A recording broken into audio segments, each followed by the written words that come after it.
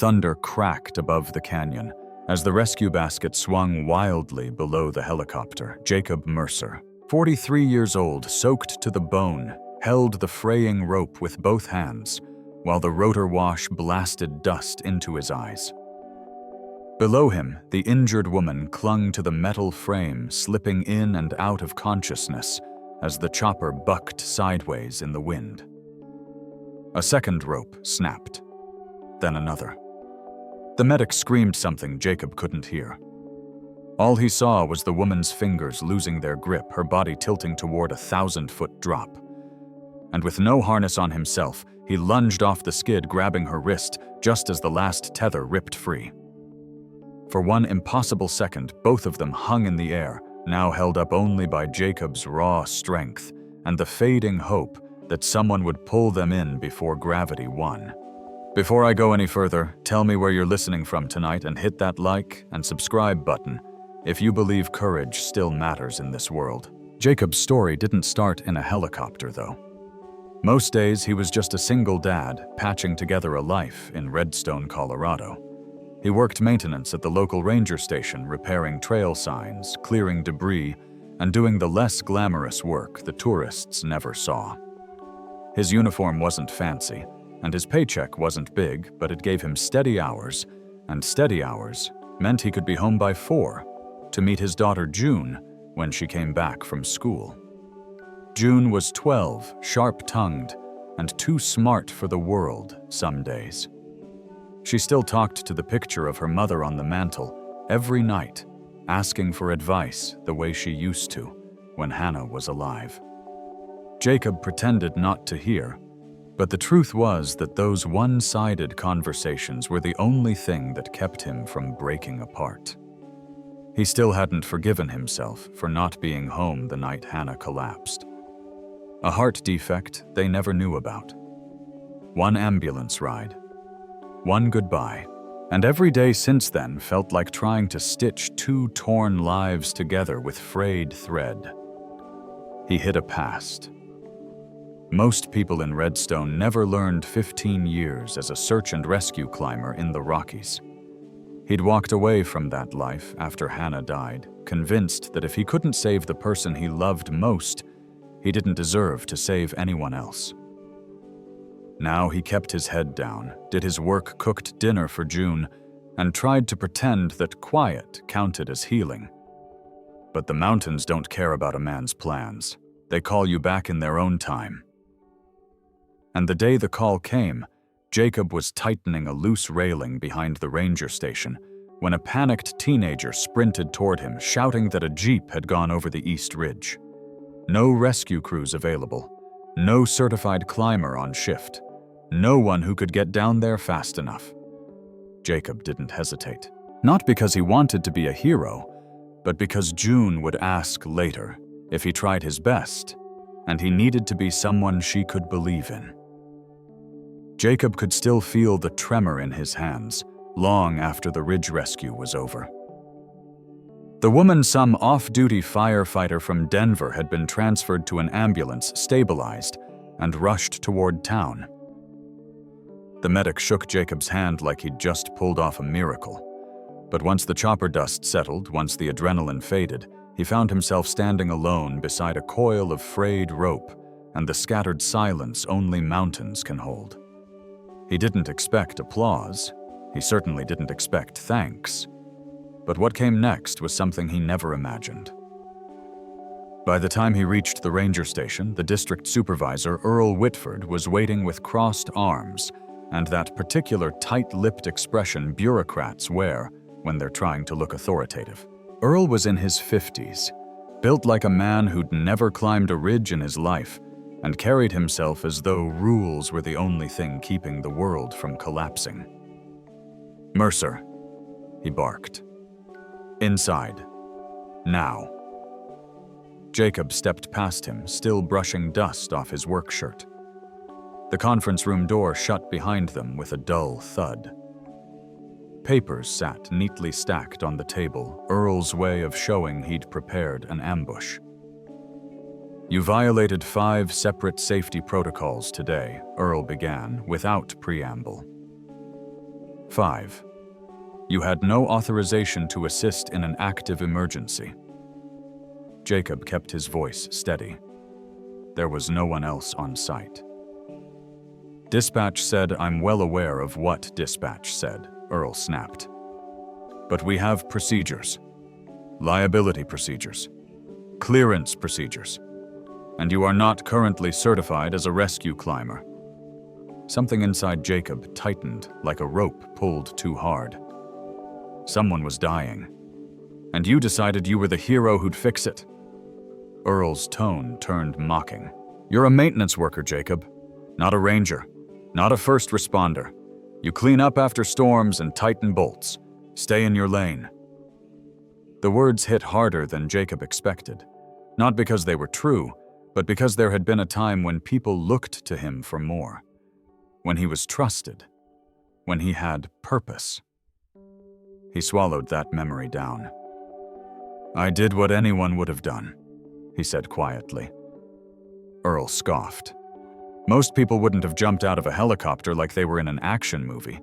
That stunt could cost the station thousands in equipment inspections. And paperwork. A whole week of it. There it was, the truth. Earl didn't care about the woman Jacob saved. He cared about paperwork.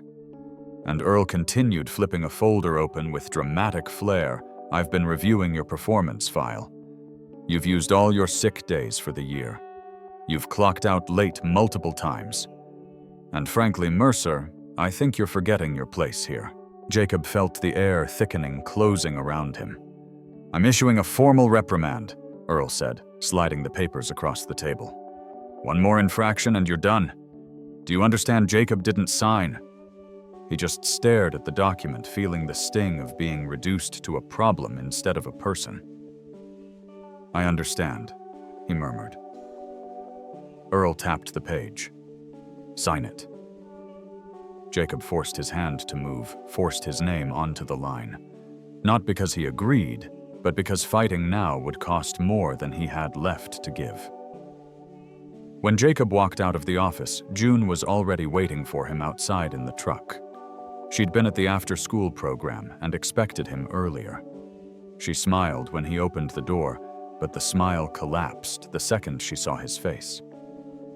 Hey, she whispered. What happened? Jacob took a breath, tried to steady his voice. Just a rough day at work. June studied him the way children do when they've learned to read sorrow before it speaks. Did you get hurt? No, he answered quickly. Nothing like that. She nodded, but the worry didn't leave her eyes. Instead, she reached into her backpack and pulled out a small notebook.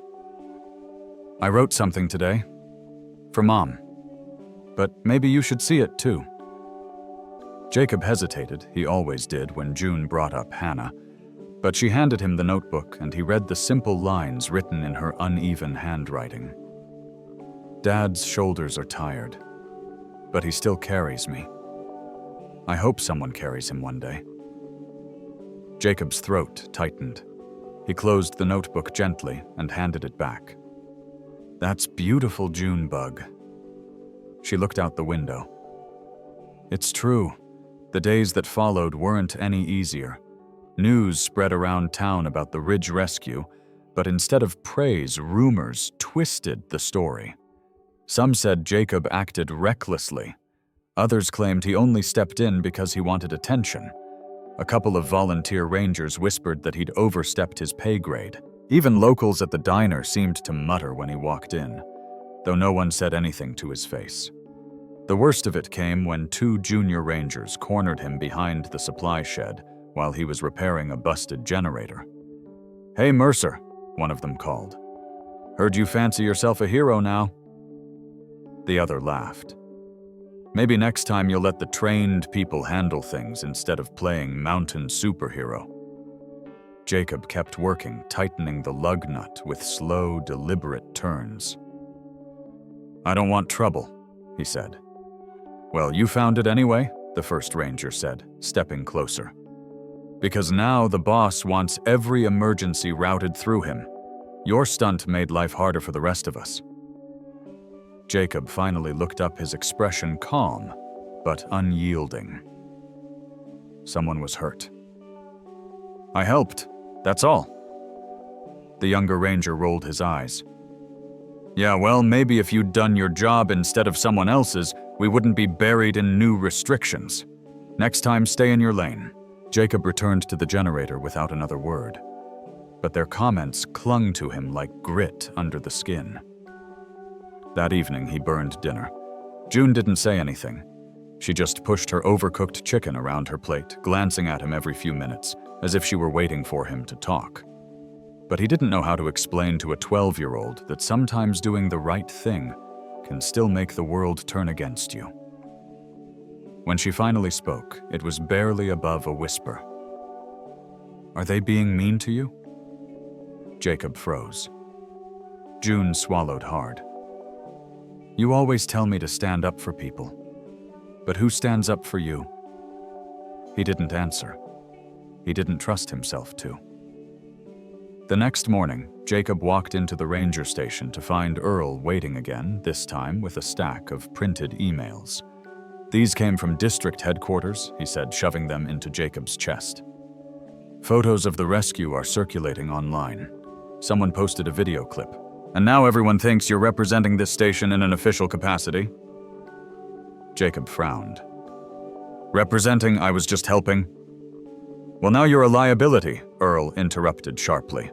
Public image matters, and the higher-ups don't like rogue employees making us look undisciplined. Jacob felt the tightening in his chest again. What are you saying, Earl? I'm saying you're suspended for 2 weeks without pay, effective immediately. The floor seemed to drop from under him. Suspended. No paycheck, no security. And June's birthday was in 9 days. Hand over your access badge, Earl said. Jacob didn't move. Now. Slowly, Jacob reached up and unclipped the badge from his uniform. Earl snatched it with the satisfied precision of a man who enjoyed having authority over someone who couldn't fight back. This is for the best, Earl added. Maybe some time away will remind you of your place here. Jacob walked out of the station with the winter wind cutting across his face, colder than it had any right to be. The mountains loomed behind him, ancient, indifferent, watching a man who once stood tall, now bent beneath the weight of everything he couldn't seem to outrun. He made it halfway to the truck before he realized his hands were shaking. That was when his phone buzzed. A text from an unknown number. We need to talk. It's about the woman you pulled from the ridge. Call me immediately. Jacob stared at the screen, his pulse kicking up.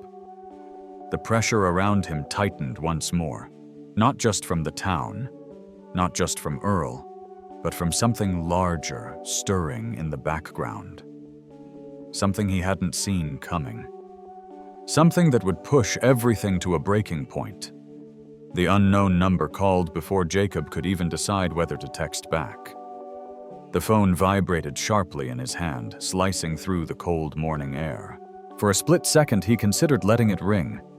But some instinct, the same instinct that once kept climbers alive on razor-thin ledges, told him to answer. Mercer, this is Captain Elena Ward, Denver Fire Department. You rescued one of my lieutenants last week on East Ridge.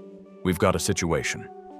Her voice was tight, urgent, the tone of someone who'd already pushed past panic into pure command. I'm not on duty, Jacob said carefully. I'm actually suspended right now. I don't care what your supervisor thinks you are, Ward snapped. You're the only one my lieutenant kept asking for when she woke up. And we need you, right now. Jacob straightened, pulse rising. What happened flash flood near Granite Narrows? A youth conservation team was hit while training on the riverbank. We've accounted for everyone except one girl, and the current is too strong for our divers. She's trapped under a fallen footbridge pinned by debris. You've done rescues in that gorge before. You know the terrain. We need your eyes, your judgment, your rope skills. Jacob closed his eyes. Granite Narrows wasn't just dangerous, it was a place he'd sworn never to step into again. It was where he lost a climber years earlier.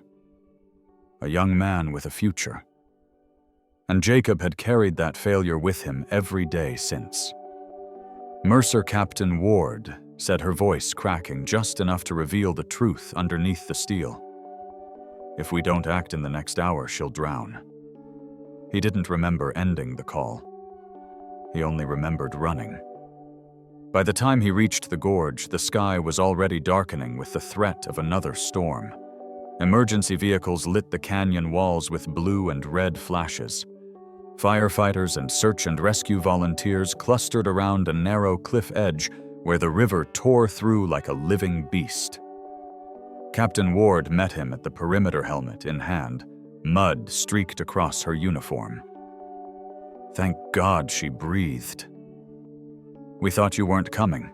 Jacob stared at the raging water below. Where is she? Ward pointed across the gorge. A footbridge had collapsed, pieces of timber wedging themselves between boulders. Beneath the largest slab, something moved. A pale hand. A scrap of fluorescent orange jacket. She's conscious, Ward said. But barely. Water's rising fast. Who's been down to her? No one. The last diver got swept 50 yards downstream. We can't anchor safely from this side. Jacob scanned the terrain, instinctively boulders, angles, overhangs, wind direction. Then his gaze lifted to the far cliff where a naked spine of granite jutted outward. Can you get a line launch to that ridge? He asked. Ward blinked. We tried. Too steep. Nothing holds. Something will hold, Jacob murmured. You just need to know where to look. She followed his stare and understood. You're going across, I'm going above. He shrugged off his jacket, exposing the harness he kept behind his truck seat. Old habit. Old ghosts. I'll descend straight down to her. Mercer. That drop is 40 feet, and those walls are slick as oil. Jacob didn't look away from the ridge. If she were June, would you let anyone else go? Ward swallowed. No. Then let me do this. The climb up the opposite ridge felt like stepping back into a life he'd buried. His muscles knew the rhythm. His fingers found holds even when the rock streamed with rain. But every upward pull came with a memory the last time he'd led a rescue. Here, the radio static, the rope slipping, the sickening scream that still echoed in his nightmares. Halfway up, the wind gusted hard enough to rip his hat off and send it spiraling into the void. Jacob pressed his forearm against the granite, breathing hard. You are not that man anymore, he whispered to himself. And she does not die today. He climbed higher. When he reached the pinnacle, firefighters on both sides shouted instructions across the gorge, but Jacob ignored them all. He studied the angle, the direction of the wind, and the movement of the river. The girl below was slipping under. Now every wave broke closer to her face. He anchored the rope around the granite spike, testing it with his full weight. It held just barely. Captain Ward's voice echoed faintly from across the canyon. Mercer, you ready? He didn't answer. He stepped backward off the ridge and dropped into empty space. The wind roared past his ears. His descent accelerated 10 feet, 20-30, until he jerked the rope hard to slow the fall. Pain shot through his shoulder, but he pushed it down. Water sprayed upward, freezing against his cheeks. When he reached the underside of the collapsed bridge, the girl's terrified eyes locked on him. She couldn't be more than 16. Hey, he said, voice calm despite everything. I've got you. She shook her head, choking on river water. I can't move. My leg's stuck. Jacob wedged himself between the boulder and the beam, letting the torrent crash against his back. Every minute, the current grew stronger. He tried lifting the debris once, nothing. Again, nothing. He braced himself and tried a third time, summoning strength from somewhere deep, somewhere worn, and scarred. The timber shifted half an inch. The girl screamed. The motion dragged her leg deeper. "Okay," he breathed. "Okay. Not that way." A new strategy formed in his mind. Riskier. Much riskier. The river tugged at the rope around his waist, straining it with terrifying force. If the anchor failed, both of them would be swallowed downstream. Jacob leaned close to her ear. "I'm going to cut you free." Her eyes went wide. "Cut what? Your jacket? Your pack straps? They're what's pinning you. When they're loose, I can pull you up. But then, you trust me." She hesitated only a moment before nodding. Jacob reached for the rescue knife at his belt. His hands were numb, shaking from cold and strain. He made the first cut clean, quick. Water surged higher, slamming his ribs, but he kept slicing through the straps, trapping her leg. Just one more strap. One. The rope jerked violently above him, nearly wrenching him from the wall. Mercer Ward's faint voice shouted across the gorge, "Your anchor's slipping." He didn't stop. Didn't look up. "Hold on," he told the girl, gripping the final strap. Just a second longer. Another jolt. Stones rained down from above. The rope fibers groaned. Jacob thought of June. Her notebook. Her small voice saying someone should carry him one day. And he realized something: he didn't need someone to carry him right now. He just needed to carry this girl. He cut the final strap. The river ripped her free, slamming her sideways, but Jacob grabbed her waist with both arms, straining every tendon to keep her against him. He kicked backward, using the rope to lever them upward. Water dragged at them, but slowly, inch by inch, they rose. Above, firefighters pulled with every ounce of strength they had. The girl broke the surface first, coughing and sobbing. Then Jacob's head emerged, gasping for air, as the current tried to yank him back under. Hands reached down towards another firefighters, and together they hauled the girl onto the rocky ledge. Jacob's boots scraped against the boulder. His grip slipped. For a terrible moment, he hung alone, suspended between drowning water and empty air. Then Ward lunged, grabbing his arm. "I've got you!" she shouted. He didn't have breath to answer. She and two others dragged him onto the rocks. Jacob collapsed on his side, chest heaving, water pouring out of his clothing. The world tilted in and out of focus. Voices surrounded him, shouts, radios, relieved sobs, but one voice cut through it all. The rescued girl, wrapped in a foil blanket, looked at him with tears streaming down her face. "You saved me," she whispered. "No one else could reach me. But you came." And on the ridge above, several rangers, including the two who mocked him, stood frozen pale with shock. The power dynamic shifted in a single instant. They had seen the truth. The man they dismissed, belittled, suspended, had just done what none of them dared to try. Captain Ward crouched beside him, her expression raw, grateful. "Mercer," she said quietly, "that was impossible. And you did it anyway." Jacob closed his eyes, water dripping from his hair, his lungs burning. But somewhere beneath the pain, he felt it. The first hint that the life he thought was over wasn't done with him yet. And every person watching now knew exactly who he really was. For a long moment after Jacob was pulled onto the rocks, no one dared move. The roar of the river filled the silence, its violence a stark contrast to the stillness of the people who stood around him. Steam rose from Jacob's soaked clothes as cold air hit the warmth of his body. His breath came in ragged bursts, each inhale a scrape of gravel through his lungs. Across from him, the girl he'd saved was wrapped tightly in a thermal blanket, her eyes never leaving him. Awe, fear, gratitude, They flickered through her expression like reflections in rippling water.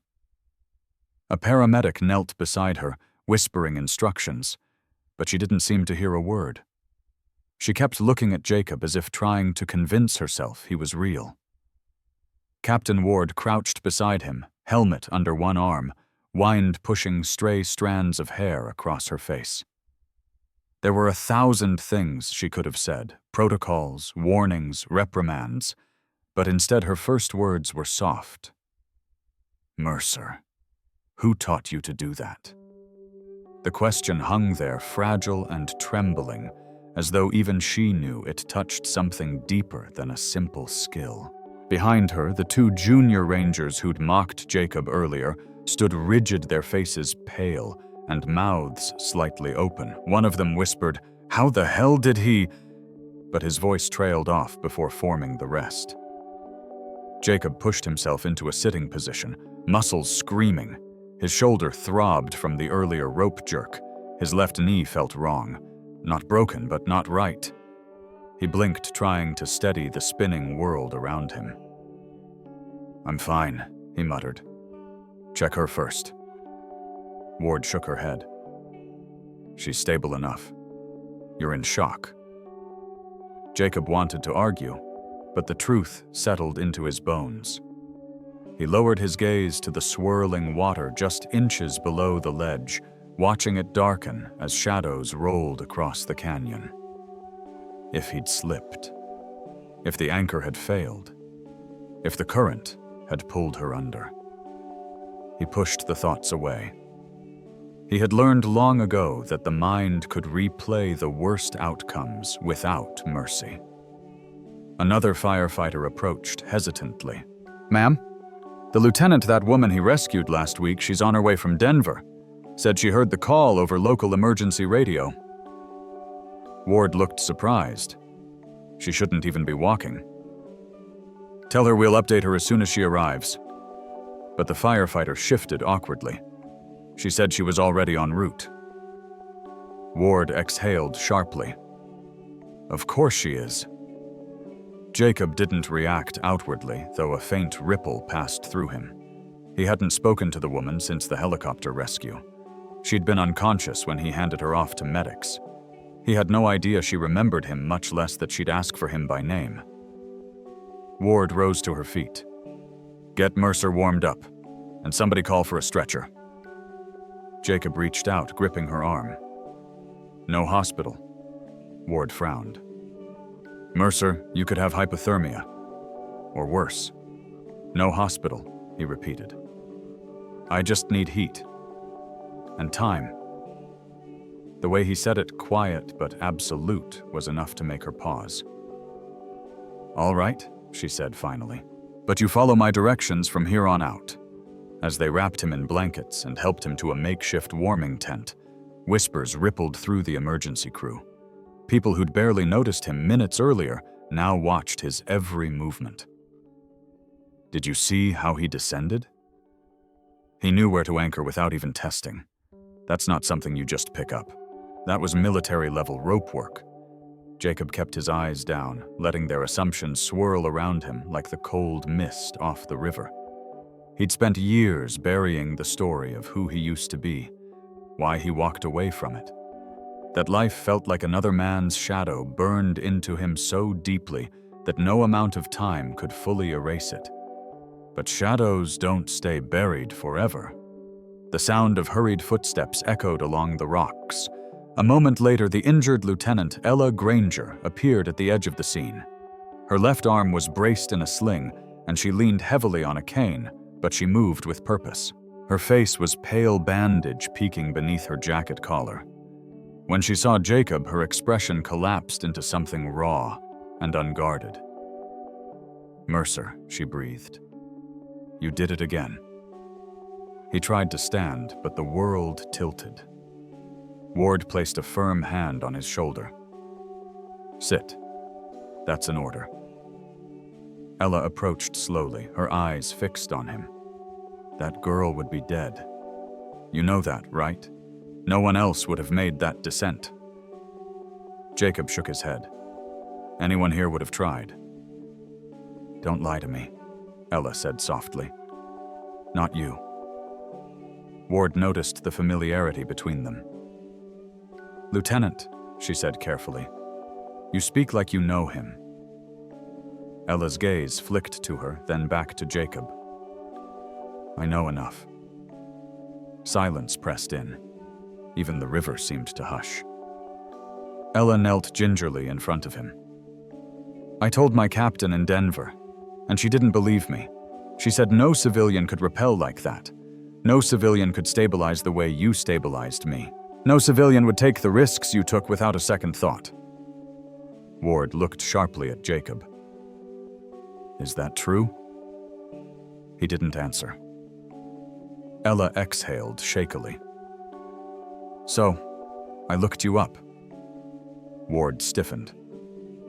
Lieutenant, you shouldn't. Ella ignored her.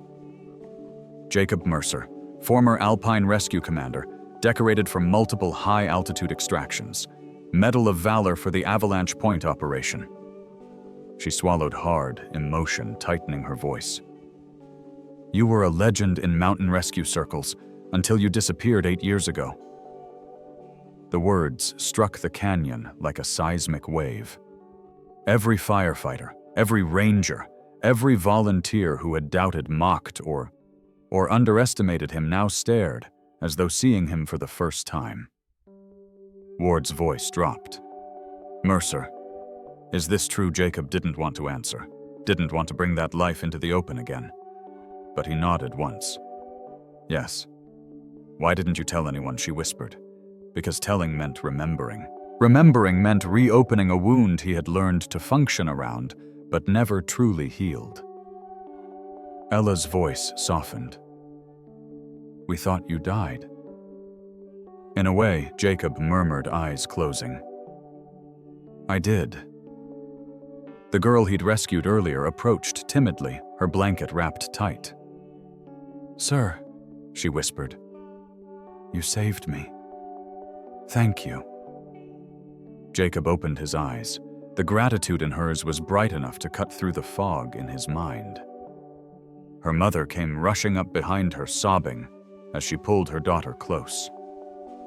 I don't know how to thank you, she choked. You're incredible. The two junior rangers who'd cornered him earlier stepped forward, shame creeping across their faces. Mercer, one began awkwardly. We were wrong. We didn't realize who you were, the other added. Jacob studied them, then shook his head. You don't need to know who someone is to treat them with respect. They lowered their eyes, visibly stung. Ward stood straighter now, authority settling back onto her shoulders. Mercer, she said, your skill set is exactly what we're missing up here. And now that I know your background, no, Jacob said quietly. I'm not that man anymore. Ella leaned forward. You can pretend that all you want. But I've seen the way you move, the way you calculate risk, the way you put yourself between danger and someone who can't fight it. Her eyes glistened. People like you don't stop being rescuers, even when it hurts. Ward folded her arms. You've been doing half the job from the shadows anyway. We could make it official. Full reinstatement to federal rescue operations. Certification restored. Salary double what you're making now. And a role that actually uses your abilities. Jacob's heartbeat thudded painfully. The offer hung in the air like a lifeline and a threat. Accepting would mean stepping fully back into a world he'd left for reasons no one here knew. Reasons tied to a night he never spoke about. A night that still showed up in his dreams. I have a daughter, he said softly. She needs stability. Ward nodded. And this job won't steal you from her. It'll let her see exactly who her father is. Ella's voice joined hers. Let this be your second chance, Mercer. Not just to help others. She hesitated. But to forgive yourself. Jacob closed his eyes, feeling the weight of past and present pressing together, demanding a choice. When he opened them again, the storm clouds had begun to break sunlight, spilling across the canyon in soft golden streaks.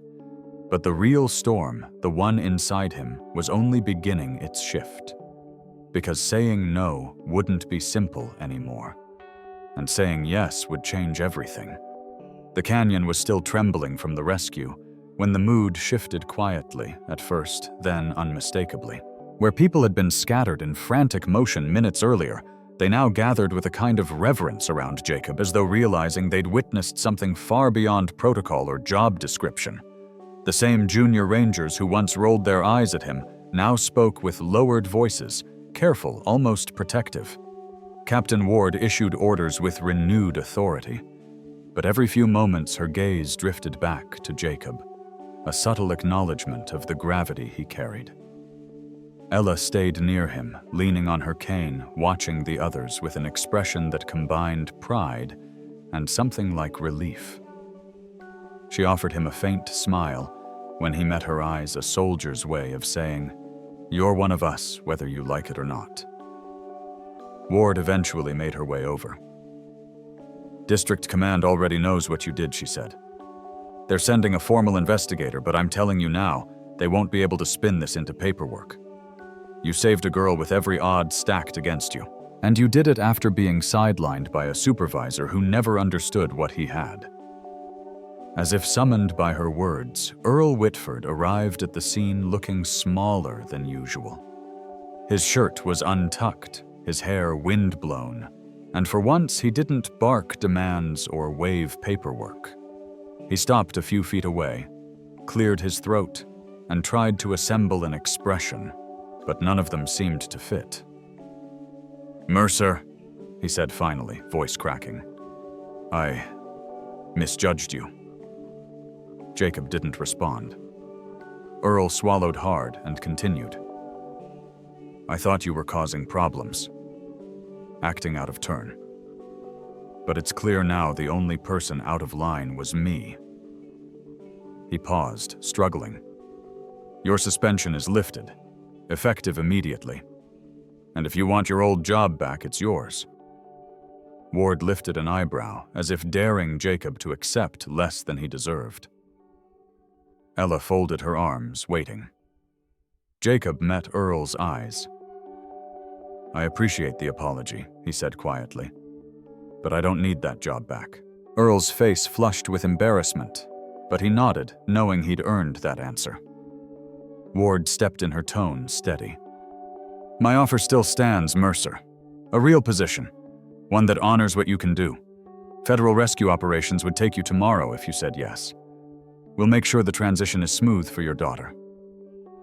Ella added gently, "And you don't have to hide anymore." Jacob didn't answer, not then. He simply looked toward the spot where the girl had been trapped, the water now rushing past, as though none of it had happened. He thought of June, of the way she asked who stands up for him, of how she'd look at him if she knew the whole truth. By the time they helped him into the rescue vehicle, he still hadn't made his decision. But for the first time in years, the path ahead didn't look like a dead end. In the weeks that followed, the canyon rescue spread far beyond the small communities of Redstone and Granite Narrows. A bystander's video captured the moment Jacob suspended above the river, holding the girl in his arms, refusing to let go, even as the rope snapped and rocks rained down. News stations called him a miracle worker, a hero, a man who showed the country what courage looked like in a world too tired to remember. But the person who reacted most powerfully was June. She watched the footage 3 times the night it aired, curled up on the couch beside him, her eyes shining with pride he hadn't seen in a long time. "That's you," she whispered.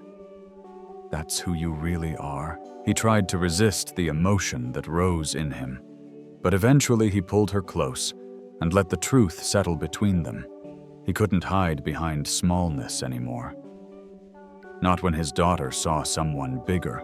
So, When Captain Ward came to the house 2 days later with a formal offer, a role with the Regional Alpine Rescue Division, a schedule designed to protect family time full certification, reinstated. Jacob didn't hesitate.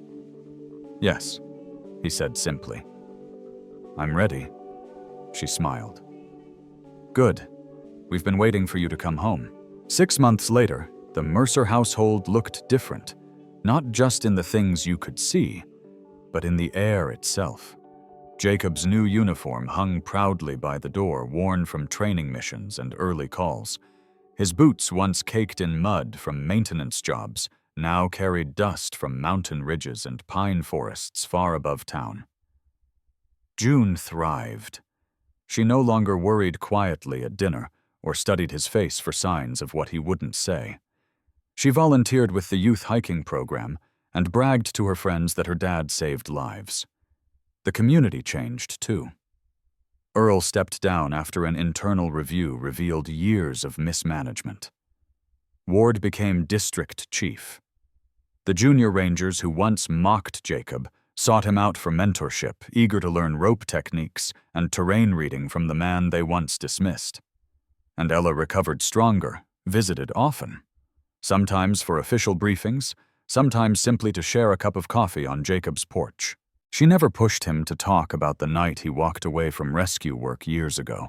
She understood that some wounds don't close, they simply stop bleeding when you stop hiding them. On a warm autumn afternoon, Jacob and June hiked a trail overlooking the ridge where the flood rescue had happened. The river below was calm now, a thin silver ribbon winding through the stone. June slipped her hand into his. "Do you miss who you used to be?" she asked. Jacob looked at the horizon. "Some days. And now," he smiled small, but sure. "Now, I like who I'm becoming." They walked a while in silence, boots crunching on fallen leaves. June tilted her head. "Dad?" "Yeah, Mom would be proud." He didn't speak. He didn't have to. The wind carried her words into the canyon, and for the first time in a long time, the echo that came back felt like peace. Sometimes a man doesn't choose the moment that tests him. Sometimes the moment chooses him. And when it does, all he can do is step into it with whatever courage he has left. Because in the end, it's not the mountain that makes a hero. It's the choice to climb again.